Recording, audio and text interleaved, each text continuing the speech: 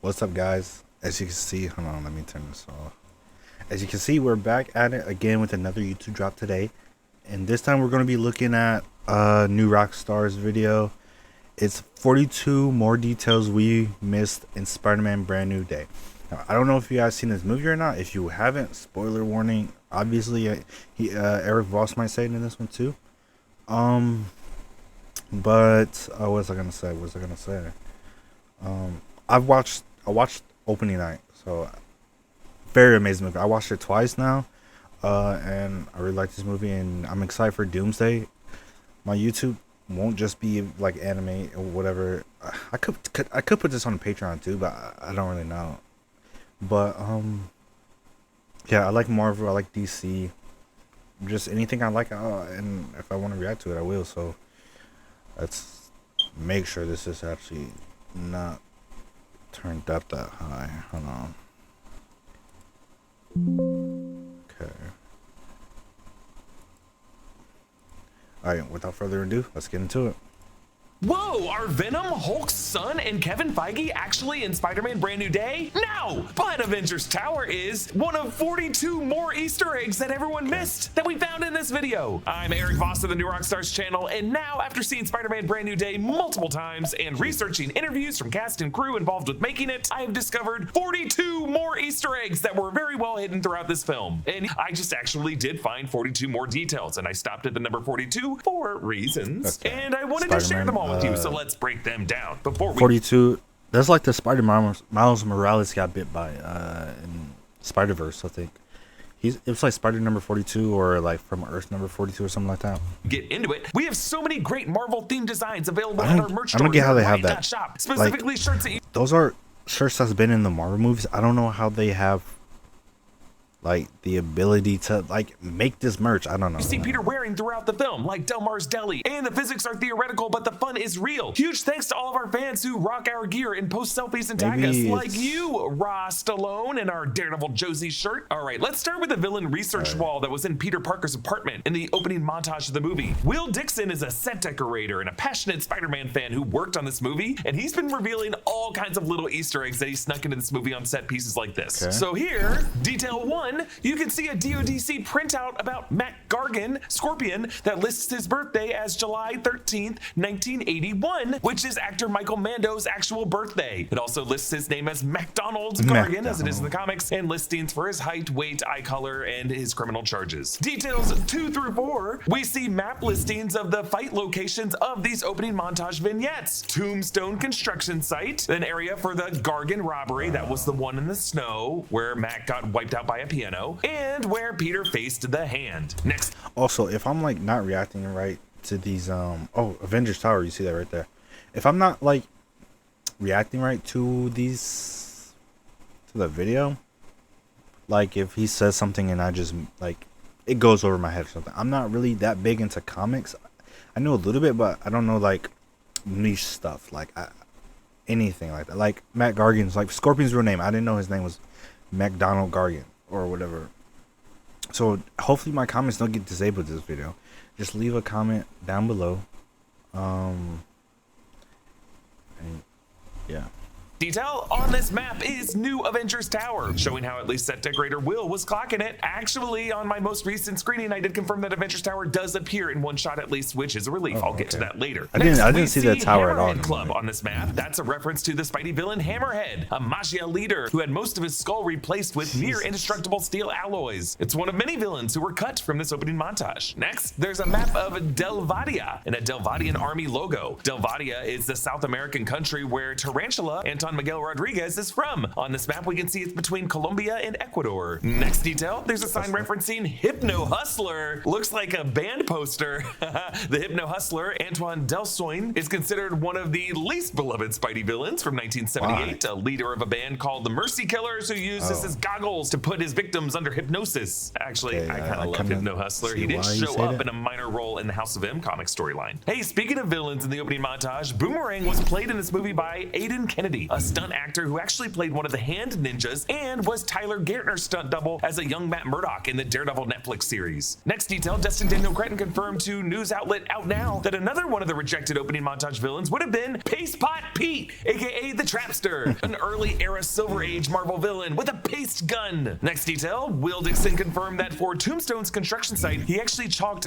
GC and AS on all the steel girders that Tombstone stands on in this shot as an homage to writer Jerry Conway and artist Alex Saviuk, the creators of Tombstone. Oh, it's like Tombstone. He's pretty cool. I wish he had set, washing away the chalk. Next detail, the set decorator also confirmed that the recurring bodega that we see throughout the movie, where Peter buys flowers for Aunt May and sees the news reporting on his heroics, and where he runs into Ned a few times, including the final scene, is actually Delmar's. We just never see the exterior sign. This would be Delmar's 4, since in the previous 3 films, the shop updated to Delmar's 2 and Delmar's 3 whenever it was damaged why we and never had to see remodel. Next detail, in Peter's apartment, there was a scene where he knocks over a jar of pickles from his fridge that had this label, professionally, precariously, perilously picked. Will Dixon did this to honor Michael Giacchino's hilariously named track from the Spider-Man No Way Home soundtrack. Peter Parker picked a perilously precarious profession. Next detail, moving on to the scene where Peter chases down the hijacked TODC tank. For the shooting of this scene, there were black and white signs around Glasgow mentioning symbiosis that you can see in the blurry background shots of the chase. A lot of fans were pretty excited from this that Venom could somehow be connected to the plot, but much like the green Jackal beer label that we see in the housewarming party, this was just a little detail that Will Dixon added without any real weight to the plot. I was still,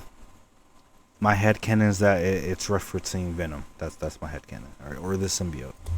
Next detail, if you remember in the early days of set photos from Glasgow, onlookers noticed this devil logo tagged on the side of the tank. We identified it as a logo of the Inner Demons, the gang of Mr. Negative. Will tweeted and then mysteriously took down a post confirming that a set decorator he worked with added both this devil logo and a Panther logo to the tank. I don't know whether Will removed this tweet over the reference to Mr. Negative or the reference to, I guess, either Prowler or Black Panther, depending on what that Panther logo was, but interesting he had to remove it while keeping up all these other revelatory tweets. Next detail, you may have seen some reporting going around quoting Jacob Batalon claiming that Sadie Sink's codename on set was Denim Red. Sadie Sink was asked about that by Variety, and she said that that was not her codename, but she did have some other less interesting codename that she couldn't remember. Next, we spotted the brown paper bag that Tony Stark returned Peter Parker's suit inside of from the final scene of Spider-Man Homecoming. This belongs to you, TS. Now we see it in the memory version of Peter's bedroom, which I really love as a detail that shows how Tony Stark was part of this legacy that led to the mutant saga. But the set decorator said that he had to replicate the writing on the bag by hand because Marvel didn't give them the original prop. I think he nailed it, and I have to wonder who from Spider-Man Homecoming kept a brown paper bag. Next detail, also in this room, you actually see this later in the movie when Jean...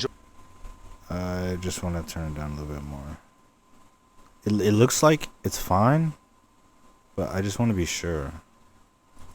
You know, like... if you haven't seen my Garen Lagann video, the audio's so messed up. I messed that up bad, but it's my first video, so it is what it is, you know. This memory, they recreated the lineup of Star Wars figurines that Peter Parker had on his shelf from Spider-Man Homecoming. I believe these are a vintage Hoth Leia from Empire Strikes Back from Kenner, a Lobot from Empire Strikes Back, a Tusken Raider, a 1995 Power of the Force Stormtrooper and X-Wing Luke, and an early 2000s Jack Porkins, and an R2-D2 specifically from I never really watched Star Wars. I watched one of the Star Wars movies. Up in a deleted scene from Spider-Man. I watched one of the Star Wars movies back when I was in middle school. It was their map testing. After we all finished map testing, we just watched a Star Wars movie, and I kind of want to watch it, but at the same time, I kind of like been spoiled on a lot of things about Star Wars, so I don't know. But if y'all want me to react to Star Wars one day, then I'll look into it. And Far From Home is one of the figurines Peter had to pawn before leaving New York City in order to have enough money to buy a special gift for MJ once he got to Venice, which ended up leading to him buying the Black Dahlia necklace. Reportedly, Kevin Feige lent his personal Kenner Lobot figurine for the scene. He has a Lobot as part of his vast Star Wars collection in his basement. Next detail, in Ned's bedroom, the 20 or so details I initially found on Ned's research wall doesn't even come close to the total number of Easter eggs that Will Dixon hid in there. First off, the earliest version of the wall had the red piece of construction paper over it that Will confirmed was always scripted in order to hide the photos of Flash Thompson and Mr. Harrington. But Will also tweeted, early on I had ideas about Ned trying to figure out... Have y'all seen the Chris Hansen movie? And I've seen the memes of, they're like, where Flash Thompson has been in the last, like, where he, like, here, let me try and find it.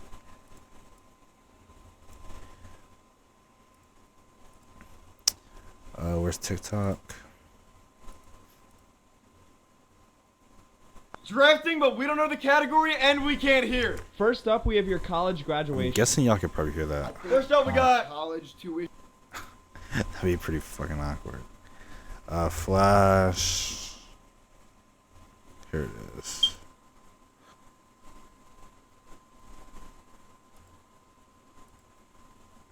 Hey, look at this. Where's the audio? Okay. Sup, dickwad? Lucky Brown. I'm Chris Hansen at Dateline NBC, and we're doing a story on adults who try to meet teens online. You see how this looks, right? That's genuinely hilarious. And also fucking, what's his, Twilight. I forgot his name, but his range with his voice is insane, actually. Like, actually insane. How Spidey's powers worked in analyzing his suit, but the production designer rejected those ideas. I like that because in the script, we do have that moment where Ned is able to correctly guess exactly how Peter's mechanical web shooters worked. And the set creator said that since he was bummed J.K. Simmons, J. Jonah Jameson would not be part of this movie, he actually brought him into the movie by sneaking in these Daily Bugle website articles with the same logo and masthead as the InfoWars style design from Far From Home and No Way Home. So specifically, with this next detail, the first one of these is sorted under Vigilante Watch and written by Alice Cleland, an assistant graphic designer for this movie. Headline: Rumors swirl of multiple Spider-Men involved in the Statue of Liberty fiasco. The below article cites one officer who claimed, yeah, there was definitely more than one Spider-Man there. They were shouting at each other and throwing strange objects around. And where it's cut off, you can see a family of spider people. So people in the MCU remember 3 Spideys with different suits, and they remember the bickering among the 3 Peters that we saw in that scene and how they were fumbling around with Doctor Strange's Machina de Cadavis. Then there's this article where Will authored it to his own name. Headline: Highest recorded sightings of Spider-Menace in Queens this month. And then this next article written by J. Jonah Jameson himself. Fashion faux pas. Spider-Man unveils garish new suit at Rockefeller Tree. J. Jonah Jameson misspelled Rockefeller there. Dated December 20th, because this would refer to the final sequence of No Way Home when Peter took his new suit out for a spin through the snow around the Christmas tree at 30 Rockefeller Plaza. That would have been around the same time as the events of the finale of Hawkeye. Also, the article to the right was Hawkeye. written by It was a decent show. Leog, an assistant production coordinator who worked on this film. So if you don't consider some of the listings here actual Easter eggs, I kind of fit in 3 of them on this one. Next, on the early version of the board, you could actually see the headline: Spider-Man lifts spirits at local blip displacement charity event. This reminds us of the efforts of the GRC and the Falcon and Winter Soldier series, and the Flag Smashers, who formed out of the displaced refugees from the sudden return of billions of people when the blip ended in Avengers Endgame. Another headline: Queens bodega owner says enough as Spider-Man wrecks another storefront. So I guess Mr. Delmar is blaming Spider-Man for every time his shop got ruined. I recently heard an ice cream truck drive by my house, and it just rocketed me back to being a kid again. I had such immediate nostalgia for a simpler time when my main concern was... Dude, Eric Voss does his ads so well. Like, they just coming out of nowhere, bro. Or new Rockstars, not just Eric Voss. Their ads genuinely come out of nowhere. ...on our channel, and lets us keep making videos like the one we'll get back to right now.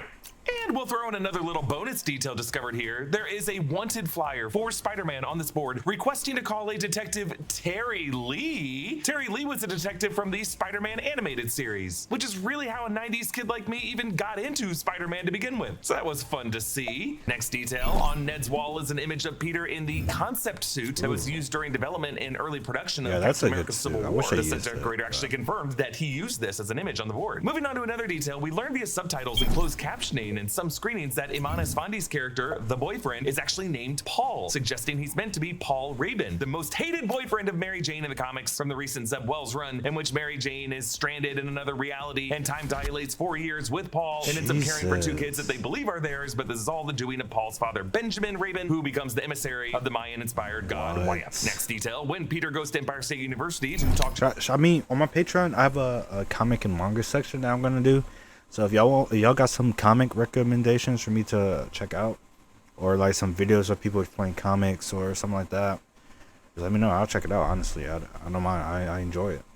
to Bruce Banner, there was a rumor going around that Banner has a photo of his son Scar from She-Hulk on his desk at some point in this movie. It would have to be right here in this scene. This actually blew up when an article from The Wrap came out where Destin Daniel Cretton was asked about this, and the article just quotes Cretton laughing, saying, "I'm glad people are finding it." But based on the wording of the article, it seems like Cretton actually has no idea what the question is even talking about. Because when you go back to look, not only do we never see Banner's desk in this movie, we only really see his lectern when he's lecturing and then an open binder full of notes. The still that many people online seem to be sharing, claiming to be the image of Scar, actually seems to be photoshopped in certain areas. When you look closely at that binder, the image doesn't really look like Scar, but it does look like something. I dug into this for you, and I think it actually began as a joke detail that was being shared around on social media because everyone likes to make fun of Scar and his stupid haircut. And I don't think a photo of Scar is actually in the movie. And I think if Will had snuck Scar into the movie, bonus points if you did, Will, but I think he would tweet taking credit for it by this point, because next detail, this artist did confirm adding a whole bunch of stickers to the laptops in Banner's classroom that includes references to Spidey villains. Yeah, and maybe Lizard, I should have listed these as Vulture. separate Easter eggs, but I just like the number 42. And on this, you see stickers representing Green Goblin, Vulture, I think that's supposed to be Morbius, Venom, Lizard, Mysterio, The Spot, and Jack-O-Lantern. And then next to it, a tablet with a sticker for the Ultimate Spider-Man Comics logo. Another detail, apparently in the background of this movie on various polls, you can see Resist Rebel stickers and decals from Daredevil Born Again Season 2. Because as we saw with that Wilson Fisk poster, this is a New York affected by those events. Next detail, there's also a flyer somewhere for a Daily Bugle internship, and I love the details when you read this. It lasts 6 months and reportedly involves just making copies, cleaning the kitchen, and taking out the trash. All things that J. Jonah doesn't want to do himself. Next detail, the chili that Frank Castle offers MJ and Peter on his boat. Actually, there was a can made for that did not make it into the movie, but the set decorator named it Jerry's Original Chili since 1974, a reference to Punisher co-creator Jerry Conway and his creation of Frank Castle. Next, there was a great detail during Spider-Man's fight with Hulk. When they're falling outside DODC Tower and fighting, Peter loses grasp of the inhibitor chip for 1 second, then he whips at it once and misses, and then whips it a second time and is able to snag it. This is a visual reference to Sam Raimi's incredible shot in Spider-Man 3 when Harry Osborn Goblin is attacking Tobey Maguire's Peter mid-air when Peter loses his engagement ring for MJ and tries webbing it in a similar way and misses both times. Next detail, after the Hulk battle, when Ned's reacting to the news of Hulk being taken away into a psychiatric hospital. Not true, by the way. In our video last week, I explained how Hulk is probably headed to the raft, but on Ned's screen to the right of him, you can see he's actually watching the exact scene from Star Wars Empire Strikes Back, where that Peter Luke was uses talking tow about? cables to trip the AT-ATs on Hoth, the scene that Peter Parker referenced in Captain America's Civil War to explain how to trip the giant Scott Lang. Next detail, MJ draws Peter from memory, building the Lego X-Wing with Ned, and not only is it pretty crazy that she's able to perfectly draw his face, even though he's under the mask here, she draws him wearing his Homecoming era suit, or something closer to it, that has a different chest logo than the suit he's currently wearing. I mentioned this detail in my recent Does MJ Remember video. Next detail, Sadie Sink revealed in an interview that in the moment Jean Grey realizes that VMAX is just the peeling label Ventmax on the AC duct, originally there was more in the script in which Jean verbally talks through her realization. Sadie also said that when she first read the script, she thought that the reveal was going to be that Jean's sister Sarah's corpse was in that vent. But Sadie said that they decided to just have her communicate this realization with a look, and rewatching the scene, you can really see her go through that grief non-verbally in this moment. Next, here's a production detail that I love. With all the stunt actors who played the Inhabited, as they're called in this movie, this one shot where Jean Grey blasts her psychic shockwave and freezes the New Yorkers in the crosswalk, they actually did this freezing practically and used a dog trainer to keep the dog on the side of the person walking it and barking with perfect rhythm. 4, 5,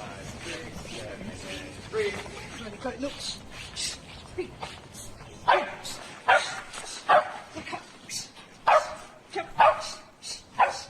Wow. That's very interesting. That's cool. Next detail, yes, we do actually see Avengers Tower in this movie right after Punisher brings Peter to the hospital, and we see a series of shots of New York City, including this one shot of the Empire State Building lighting up red and blue. On the right side of the frame, we do indeed see the new Avengers Tower with the Quinjet landing pad. Next detail, we see MJ's drawing of Peter on his hospital nightstand, and according to the set decorator's letterbox Am I tripping, or is this like, well, maybe it's because he had to grab the images or something? But like, The quality is terrible, bro. All of these other kids' drawings we see are actual drawings of Spider-Man that he drew when he was a kid. Next detail, Frank tells Peter that he worked it all out with the doctors and nurses that they're gonna keep the secret of Peter's identity. Rosario Dawson confirmed that she shot a scene for this movie as Nurse Claire Temple from the Netflix Daredevil shows, a scene that was removed. According to Juan Edits, that scene was going to be at this point of the movie. Peter would have woken up with his hospital gown and his mask on and bumped into Claire Temple looking at an x-ray, and the two would have had a short, cute interaction. And this source also claims that there was another scene cut here where the doctors are ripping open Peter's suit but leave his mask on. Now, some of you keep messaging me saying Kevin Feige cameos in the cheering crowd here. No, he doesn't. There are a bunch of guys in ball caps, but clearly you guys don't really know what Kevin Feige looks like. Also, Feige, as a rule, never cameos in any Marvel movie. The closest we've ever gotten was the Kevin robot in She-Hulk, and he really was not that crazy about the idea. Next detail, when Jean Grey is headed north on the bus, in the distance, I realized that you can actually see a structure poking out above the tree line on the right side of frame. Is it a chimney or a bell tower? Some kind of antenna for a Cerebro underground structure? Yes, I think we are seeing an actual home for runaway mutants up there, the residents of some Charles Xavier. Next. Guys, bro, I love the X-Men, okay? I don't love Marvel as much as I love the X-Men. Like, it's crazy to say that, but that's just how it is, okay? So I like, for me, it goes DC, X-Men, Marvel. Okay, I have DVDs of the X-Men movie in this house. I grew up watching the X-Men movies. I obviously watched, stuff like Young Avengers, Spider-Man, stuff like that too. But I really grew up with X-Men and the Hulk. So I really hate how they handled the Hulk after Age of Ultron, or even after the 2008 movie. I wish Edward Norton stayed as the Hulk. He looks way more like Bruce Banner than Mark Ruffalo. Mark Ruffalo, no disrespect, obviously. I'm just saying I would have preferred Edward Norton. He still did good with what he had, but yeah, I love the X-Men. I love them, bro. Detail with Peter's handshake with Ned. Many of you reminded me of this moment in Spider-Man No Way Home that we first saw the sling ring spark from Ned's fingers in that movie. It was that handshake that seemed to activate Ned's innate sorcery. So could that have been the moment Ned's sorcery binded with this bond of friendship with Peter? And whenever they do that gesture, it's kind of its own hand maneuver, like all of Doctor Strange's magic is, forming a new kind of spell that can bypass the runes of Kof Call and reunite these friends. And we've arrived at our final detail, number 42. No, not a Miles Morales reference here. I'm talking about a detail from the post-credit scene. The glitching that Ned's Spidey Tracker app does is specifically the multicolored static that looks a lot like the CMBR, cosmic microwave background radiation, that we see in WandaVision, or really what it looks like when something is phasing between realities. There was some stuff being shared online that you might be able to see the numbers 96283 in that static. I don't know. You can see 5 humps in the pink section of the first glitch of that static, and the 5 digits of 96283 do all have curved tops to those Arabic numerals. But I also think people might have just seen, videos like the new Rockstars videos where we said 96283 was Toby's universe number, and then people just started willing this number into existence. Hey, if that's how you want to look at it, why not? So there you go, 42, or maybe just somewhere between 40 and 50 additional Easter eggs that I found in Spider-Man Brand New Day. Hey, give Will Dixon, that amazing talented set decorator, a follow so that we can get him work on every Marvel movie that gets made. And a special thanks to one of our In Our Underground subscribers, Justin Schoenrock, for supporting us at the executive producer level. Every week on the In Our Underground audio feed, subscribers can listen to our Monday mailbag podcast. Thank you, Eric and new Rockstars. I love you guys. Alright, is there anything I want to add to that? I love the X-Men. Oh, if you want me to react to stuff like comics or manga or something, just give me some I want to become a pirate, alright? I don't want to pay for everything, okay? That's what I'm trying to say. So, if y'all enjoyed it and love Marvel, thank you for watching. I hope you come again soon. I will put the link to this video in the description, hopefully. Don't forget. Join the Patreon, please. I would greatly appreciate it very much. And until next time, see y'all later. Oh, ReZero comes back tomorrow, so I will have a ReZero video out on the Patreon. I don't know. It depends on when I get up. Whenever I get up, I'll probably get up and record it. I'll be pretty excited to watch ReZero. Hopefully my website doesn't mess up again, because I was supposed to be watching Steins Gate today, but the website just was not acting right, so I had to go and watch Gurren Lagann, which I like Gurren Lagann, but I was kind of excited to watch Steins Gate. But anyway, yeah. Thank y'all for tuning in. I love y'all. Thank y'all for the support, and I'll see y'all later. See ya. Peace.